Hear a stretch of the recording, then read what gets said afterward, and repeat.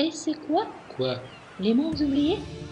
Eh bien, il s'agit de toutes ces civilisations qui s'étaient répandues sur les îles et les côtes de la Méditerranée et qui avaient développé un style de vie dérivant du matriarcat originel.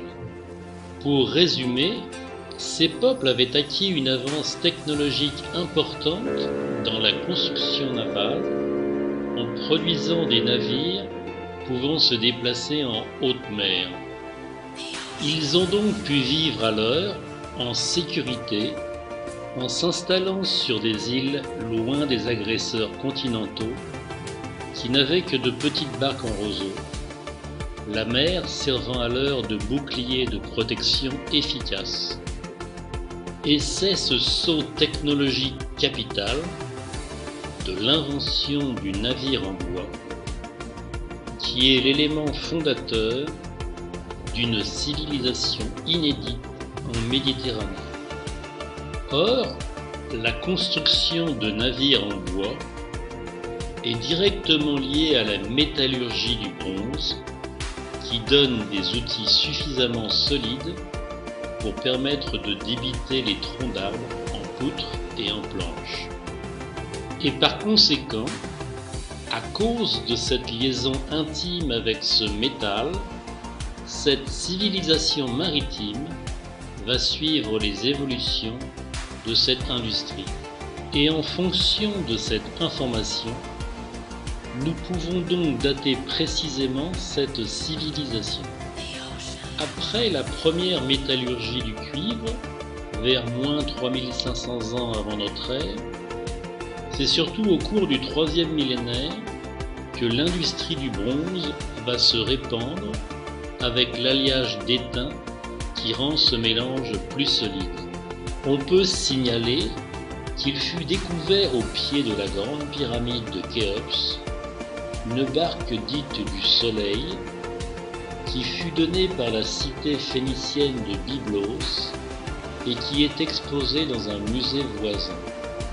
Ceci montre bien que vers moins 2530 avant notre ère, la technique de construction navale était déjà bien aboutie sur la côte phénicienne.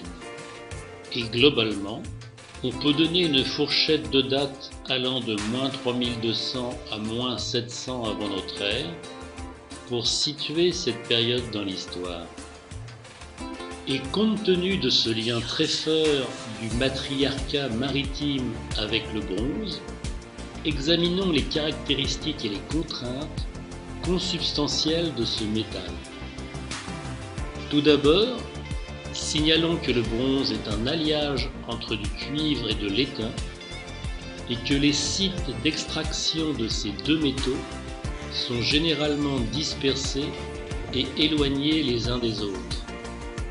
Il s'ensuit qu'au début, les objets produits furent très petits, comme les petites haches dans le prolongement de la technologie de la pierre polie.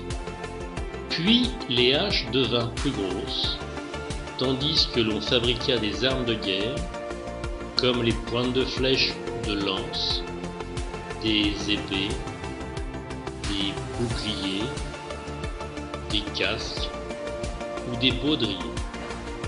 De cette façon, la politique de cette civilisation fut donc basée sur l'exploration des mers pour aller chercher de plus en plus loin les minéraux de ces deux métaux. Et l'on peut suivre cette expansion avec les restes de poteries dites de la céramique cardiale qui sont décorés avec l'impression d'un coquillage appelé cardium. Or, qui dit poterie, dit transport et commerce de liquide dans l'ensemble méditerranéen. Et ceci s'explique par le fait que les côtes et les îles ne présentent pas beaucoup de plaines fertiles aux céréales. Par contre, ces domaines côtiers et le climat sont très favorables à l'olivier et donc à la production d'huile d'olive, ainsi qu'aux raisins et à la fabrication du vin.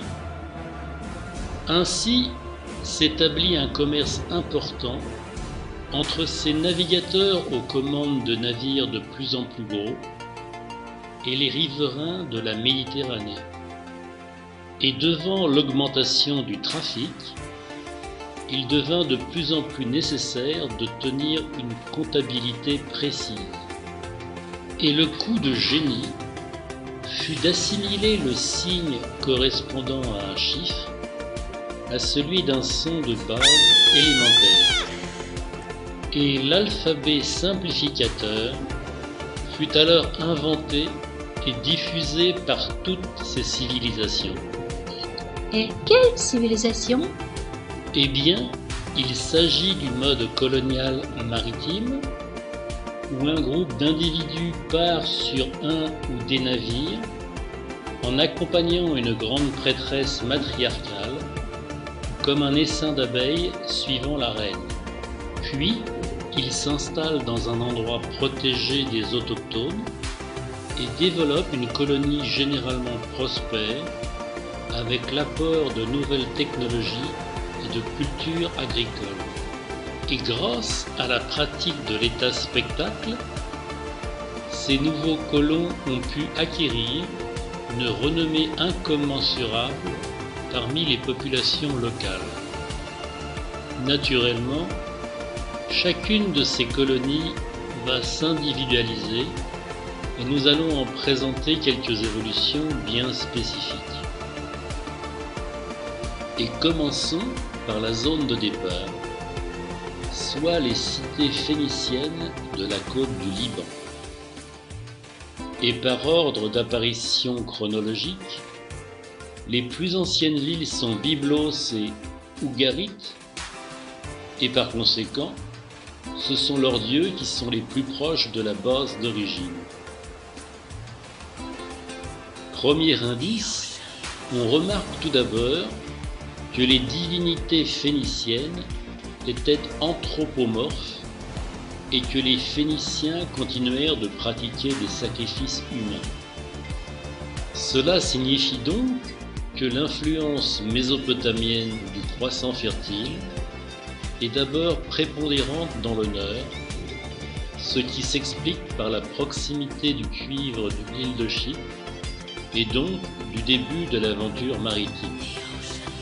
Ensuite, les évolutions postérieures zoomorphes des divinités phéniciennes vont montrer les influences maritimes et égyptiennes, puisque les villes suivantes s'installèrent vers le sud avec Sidon et Tyr.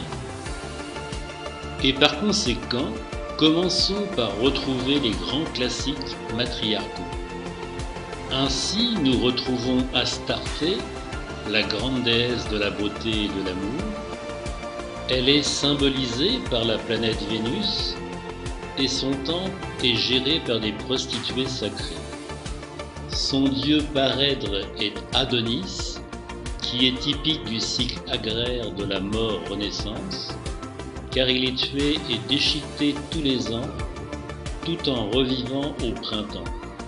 Il est alors pleuré par une autre déesse, nommée Archytis, symbole de l'hiver. De plus, Astarté est souvent représentée avec deux frères jumeaux, Hadad et Demarus. Il existe aussi un dieu lointain appelé Baal, qui serait l'équivalent du Enlil sumérien.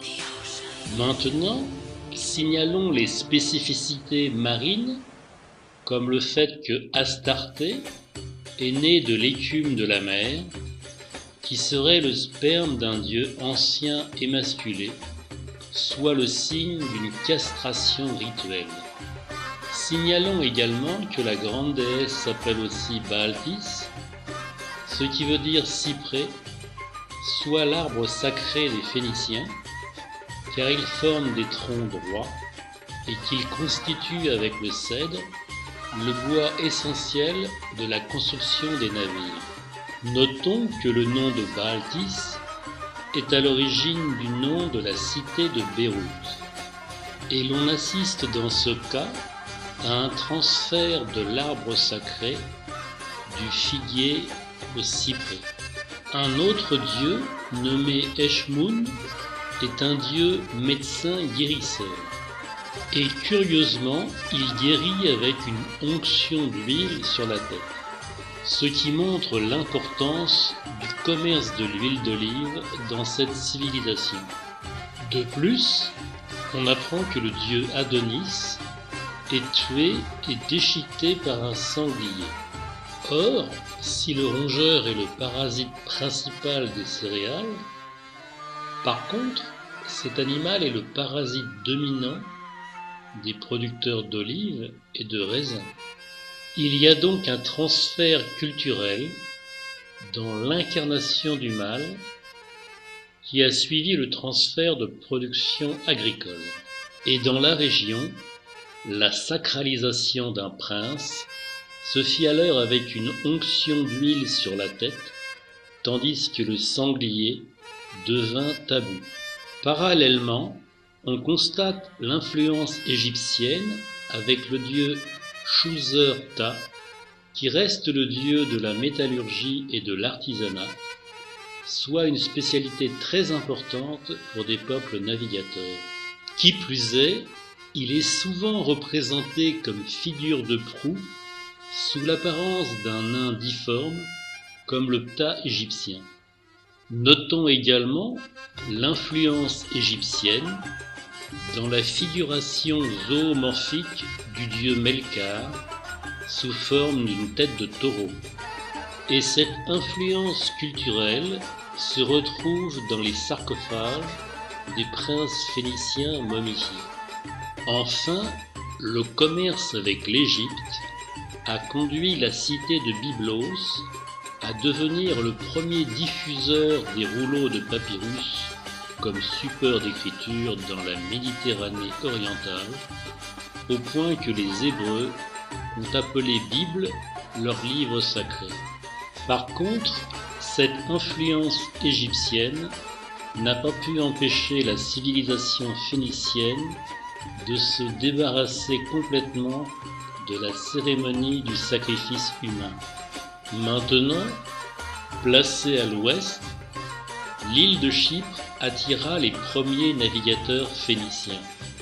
Facilement visible du haut des collines d'Ougarit, elle fut d'abord colonisée et exploitée pour ses forêts de cyprès, d'où l'origine de son nom de Chypre qui vient de Cyprus. Puis, l'île devint très intéressante car elle fut la source principale du cuivre durant toute l'Antiquité. Tant et si bien que son nom fut à l'origine du mot cuivre. Naturellement, on peut suivre l'arrivée du matriarcat car les habitantes venaient se prostituer sur les plages pour se constituer une dot avec les marins de passage. Il s'ensuit alors qu'Aphrodite était décrite comme naissant d'une conque marine.